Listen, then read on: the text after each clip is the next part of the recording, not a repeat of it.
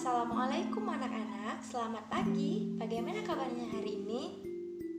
Nah, jadi hari ini bertemu lagi bersama Ibu dalam pelajaran IPS.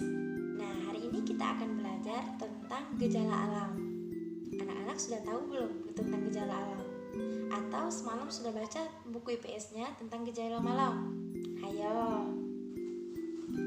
Sebelumnya, Ibu kasih tahu ya, kita belajar tentang gejala alam ini untuk mengetahui gejala-gejala yang ditimbulkan atau keadaan bumi, keadaan tempat tinggal kita, keadaan lingkungan di sekitar kita itu bagaimana.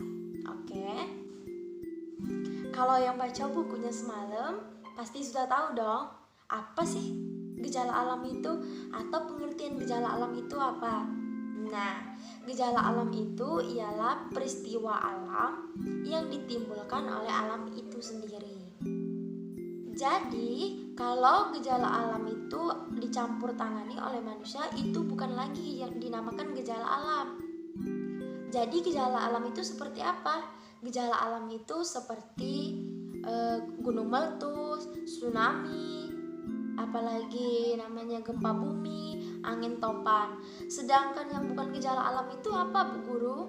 Nah, yang bukan gejala alam itu seperti membangun gedung, kebakaran hutan, mobil mogok, itu bukan gejala alam. Jadi, gejala alam itu semuanya merugikan ya, Bu. Kalau gunung meletus, tsunami, enggak juga. Jadi ada gejala alam yang menguntungkan bagi kita. Apa sih contohnya?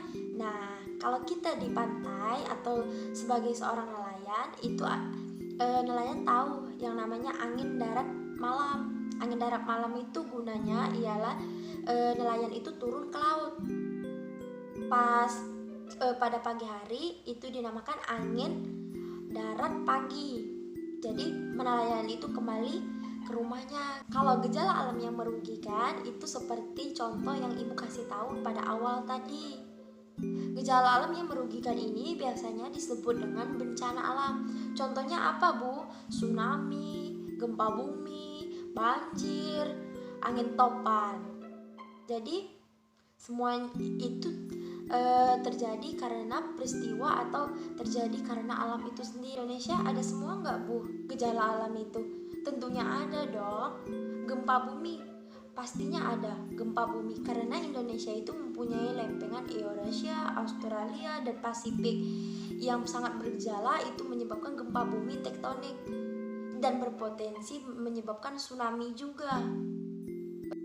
Jadi lempengan bumi itu menyebabkan adanya pegunungan yang ada di Indonesia. Maka dari itu Indonesia dilalui oleh rangkaian pegunungan Pasifik dan Mediterania. Dan ini menyebabkan Indonesia itu rawan sekali terjadi gunung meletus dan juga gempa bumi vulkanik. Gempa bumi vulkanik itu apa, Bu? Gempa bumi vulkanik itu ialah disebabkan oleh gunung berapi atau meletusnya gunung berapi. Nah, selanjutnya gejala alam yang ada di Indonesia itu ialah tsunami. Tsunami itu berasal dari bahasa Jepang. Su itu artinya pelabuhan, sedangkan nami itu artinya gelombang. Jadi secara garis besar ialah gelombang itu datang secara tiba-tiba ke daratan. Di Indonesia, tsunami yang paling besar itu terjadi karena meletusnya Gunung Krakatau pada tahun 1883 dan menewaskan itu sebanyak 36.000 jiwa. Jadi letusannya itu sampai ke luar negeri. Selanjutnya, gejala alam yang sering terjadi di Indonesia itu ialah banjir. Kalian pasti nonton itu TV dan sangat tahu kalau keadaan ibu kota kita, ibu kota negara kita, Jakarta, itu setiap tahunnya pasti banjir. Karena banjir ini apa, Bu? Banjir itu ialah meluapnya air di danau, di sungai. Karena apa? Karena ulah manusia. Salah satunya ialah penyumbatan serapan air. Penyumbatan serap air karena apa? Karena buang sampah sembarangan. Jadi anak-anak disarankan jangan membuang sampah sembarangan. Dan yang kedua apa, Bu?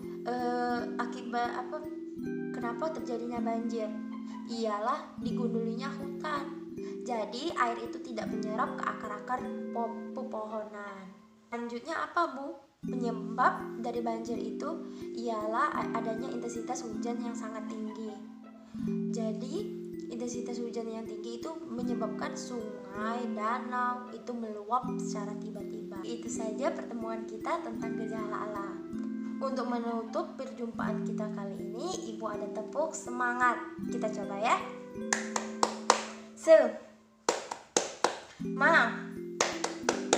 Semangat. Jadi tepuk itu untuk merefresh kepala kita biar minggu depan bisa ketemu Ibu lagi dengan tetap fresh otaknya. Oke? Ibu akhiri. Wassalamualaikum warahmatullahi wabarakatuh.